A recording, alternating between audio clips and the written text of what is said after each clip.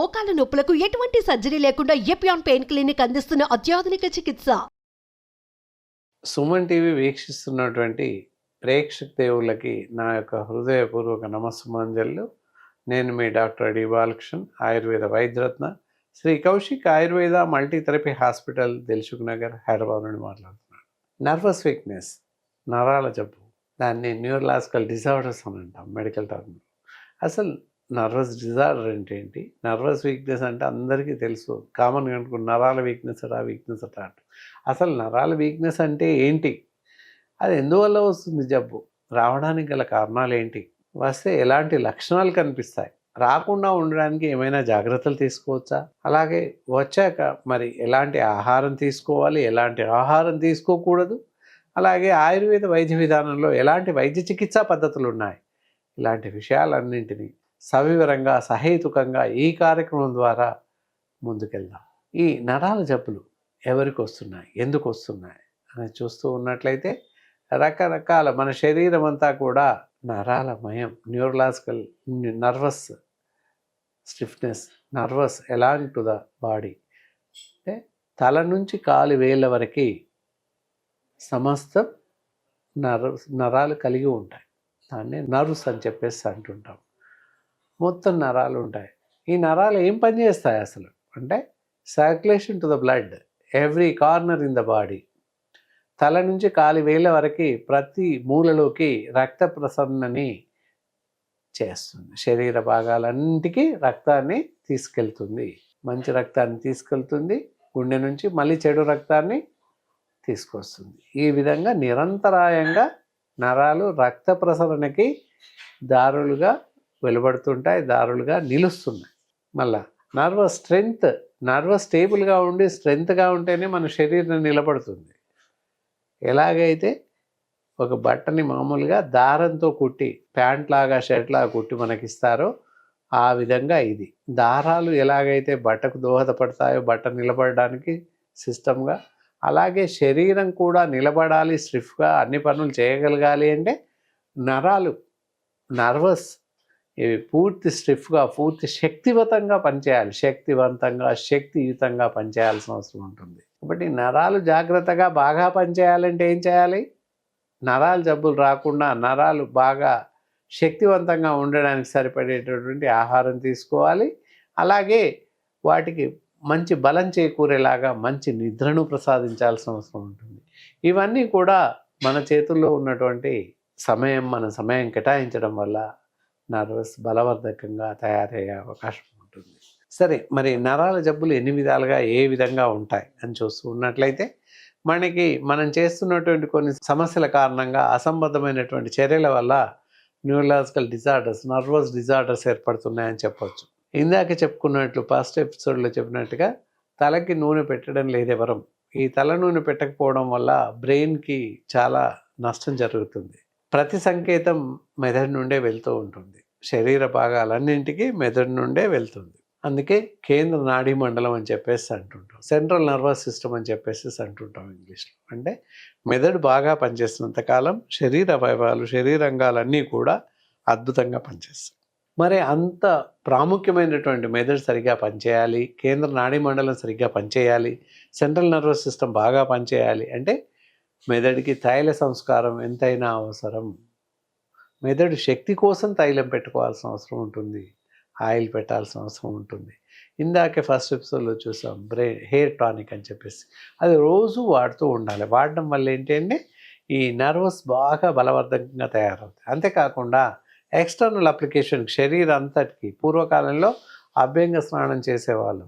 తలార స్నానం, head bath అంటే ఇప్పటికీ తలకి ఇంత షాంపూ పెట్టి స్నానం చేయాలి అని మనకు తెలుసు. అది కాదు, చెవుల్లో, ముక్కుల్లో, తర్వాత శరీరానికి అంతా నూనె పట్టియాల్సిన అవసరం ఉంటుంది. ఇప్పుడు కూడా పట్టించాలి. వారంకి ఒకరోజు చెవులలో నూనె వేసుకోండి. అలాగే ఒళ్ళంతా నూనె పట్టించండి. ఒక పావు గంట 15-20 మినిట్స్ వెయిట్ చేసి స్నానం చేయండి. దానివల్ల శరీరంలో ఉన్న నరాలన్నీ పూర్తిగా ఆరోగ్యకరంగా అద్భుతంగా తయారవుతాయి. దానివల్ల 15 మినిట్స్ శరీరానికి ఆయిల్ పట్టించిన తర్వాత 15 నిమిషాలు వెయిట్ చేసి గోరువెచ్చటి నీటితో స్నానం చేయండి. అప్పుడు మన శరీరంలో ఉన్న నరాలన్నీ కూడా ఉత్తేజవంతం అవుతాయి. వాళ్ళు రక్త సరఫరా, బ్లడ్ సర్క్యులేషన్ చాలా బాగా జరుగుతుంది. దానివల్ల నర్వస్ స్టెబిలిటీ అనుకున్నాను. నర్వస్ స్ట్రెంగ్త్ చాలా బాగా ఉంటుంది అని చెప్పకనే చెప్పొచ్చు. ఈ విధంగా ప్రతిసారి చేయండి. మరి ఎలాంటి నూనె పెట్టాలి శరీరానికి అని చూసినట్లయితే, ఇంట్లోనే నువ్వుల నూనె దొరుకుతూ ఉంటుంది. నువ్వుల నూనె కాస్త గోరువెచ్చగా చేసి 2 చెవుల్లో వేయండి. పేయంతా పెట్టుకోండి. 15 నిమిషాలు వెయిట్ చేయండి. మంచి స్నానం చేయండి. తలతో పాటు శరీర భాగాలు నీట్గా, అద్భుతంగా బాగా పనిచేస్తాయని చెప్పొచ్చు. ఈ విధంగా చేస్తూ ఉంటే నర్వస్కి పూర్తిగా ఆరోగ్యం చేకూర్చిన వాళ్ళం అవుతాము. అలాగే పైన చెప్పినటువంటి అసంబద్ధమైనటువంటి ఆహారం తినకండి. జంక్ ఫుడ్స్, ఫాస్ట్ ఫుడ్స్, అలాగే ప్యాకేజ్ ఫుడ్ ఇవి మానేసేయండి. ఇవి చేస్తూ ఉన్నట్లయితే నరాలు చాలా బాగా పనిచేస్తాయి. ఆరోగ్యంగా ఉండడానికి ఇందాక చెప్పినట్టు మంచి ఆహారం తీసుకోండి. పాలు తాగండి, కాఫీ, టీ తాగొచ్చు, ప్రమాదం లేదు. అలాగే అన్ని రకాల ఆకుకూరలు తినండి, అన్ని రకాల కూరగాయలు తినండి. నాన్ వెజిటేరియన్లో మటన్ ఒకటి మానేసేయండి, ఎండు చేపలు మానేయండి. మిగతా ఆహారం అంతా తీసుకోండి, ఎలాంటి ప్రమాదం లేదు. అన్ని రకాల పళ్ళు, సీజన్ వైజ్ లభించేటటువంటి అన్ని రకాల పళ్ళ రసాలు తీసుకోండి, ఎలాంటి ప్రమాదం లేదు. ఇలా తీసుకుంటూ ఉన్నట్లయితే శారీరకంగా, మానసికంగా చాలా ఉత్తేజులవుతారు. అంతే ఎక్కువగా నరాలు ఉత్తేజంగా పనిచేస్తాయని చెప్పకనే చెప్పొచ్చు. దాంతోపాటుగా ఉదయం సాయంత్రం ఎక్సర్సైజ్ చేయండి, అలాగే ధ్యానం చేయండి. ఉదయం సాయంత్రం మాలాంటి ఎక్స్పర్ట్ డాక్టర్స్ని అడిగినట్లయితే ధ్యానం ఏ విధంగా చేయాలి, ఎంతసేపు ధ్యానం చేయాలి, దాన్ని మెడిటేషన్ అంటాం ఇంగ్లీష్లో. అది ఎంతసేపు చేయాలి, ఎవరు ఎంతసేపు చేయాలి అనే టైం కానీ, సిస్టమ్ కానీ, ఏ సమయంలో చేయాలి అదంతా చెప్తాం. ధ్యానం ఇష్టం వచ్చిన టైంలో చేయడానికి లేదు. 5 గంటల నుంచి 5:30 మధ్య కాలంలో, అంటే అమృత గడియలు అని చెప్పేసి అంటాం. ఆ సమయంలో చేసినట్లయితే మన శరీరానికి సరిపడేటువంటి మానసిక ప్రశాంతత లభిస్తుంది. అలాగే నరాలు పట్టుగా ఉండడానికి సరిపడేటటువంటి బలం చేకూరుతుంది. కాబట్టి అలాంటి వాళ్ళని అడిగితే దానికి సరిపడే ఎక్సర్సైజ్ మీకు చెప్పే అవకాశం ఉంటుంది. దాంతోపాటుగా అద్భుతమైనటువంటి ఔషధాలు ఆయుర్వేద వైద్య విధానంలో ఉన్నాయి. ఈ నర్వస్ డిజార్డర్స్ వల్ల ఇంకా ఎలాంటి అనర్థాలు, ఎలాంటి అసంబద్ధమైన జబ్బులు వస్తాయో ఒక్కసారి వీక్షిస్తాం. నరాలు వీక్ అవ్వడం వల్ల బ్లడ్ సర్క్యులేషన్, బ్లడ్ సర్క్యులేషన్ అంటే రక్త ప్రసరణలో అంతరాయం, బ్రెయిన్లో రక్తం పట్టుకోవడం ఇలాంటివి సంభవిస్తాయి. బ్రెయిన్లో ఎప్పుడైతే సర్క్యులేషన్ డ్రాప్ అవుట్ అవుతుందో, రక్తనాళాల్లో రక్తం గడ్డకట్టుకుపోతుందో, అలాంటప్పుడు ఫెరాలిసిస్, పక్షవాతం సంభవించే అవకాశం ఉంది. అలా రకరకాలుగా డయాబెటిక్ న్యూరోపతి ఇలాంటి సంభవిస్తాయి. అంటే మధుమేహ రోగులకి సంభవించేటటువంటి జబ్బునే డయాబెటిక్ న్యూరోపతి అని చెప్పేసి అంటాం. ఈ విధంగా రకరకాల జబ్బులు వచ్చే అవకాశం ఉంది. కాబట్టి కాళ్ళు చచ్చిపడిపోతుంటాయి రక్త ప్రసరణ లోయర్ లిమ్స్లో లేనట్లయితే. ఇలా ఈ విధంగా జరుగుతాయి కనుక నరాలు స్టిఫ్గా ఉండడానికి, ఆరోగ్యవంతంగా ఉండడానికి పైన చెప్పిన ఆహార నియమాలని పూర్తిగా పాటిస్తూ ఆయుర్వేదంలో లభించేటటువంటి ఔషధాలని బాగా వాడండి.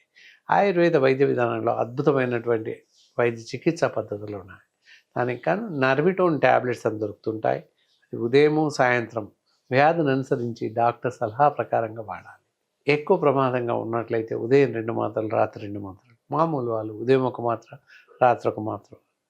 ప్రివెన్షన్ ఫర్ న్యూరలాజికల్ డిజార్డర్స్కి అద్భుతమైన మందు ఉన్నాయి. అంటే నరాల జబ్బులు రాకుండా అద్భుతంగా కాపాడుకోవడానికి ఏంటి అంటే ఐశ్వర్యక్స్ ఎం అనే మెడిసిన్ ఉంటుంది. ఉదయం సాయంత్రం పాలల్లో కలుపుకొని తాగినట్లయితే ఈ న్యూరలాజికల్ డిజార్డర్స్ సంభవించకుండా మనని మనం కాపాడుకోవచ్చు. వచ్చాక కష్టపడే కన్నా ముందు జాగ్రత్తగా ఇలాంటి మందు వాడుతున్నట్లయితే తప్పనిసరిగా మీ సమస్యలు రాకుండా వచ్చాక తగ్గించడానికి కూడా బాగా పనిచేస్తాయని చెప్పకనే చెప్పొచ్చు. ఇక ఈ కార్యక్రమం ఇంతటితో ముగిస్తున్నాను. మళ్ళీ మరో కార్యక్రమం ద్వారా మీ ముందుంటాను. సెలవు.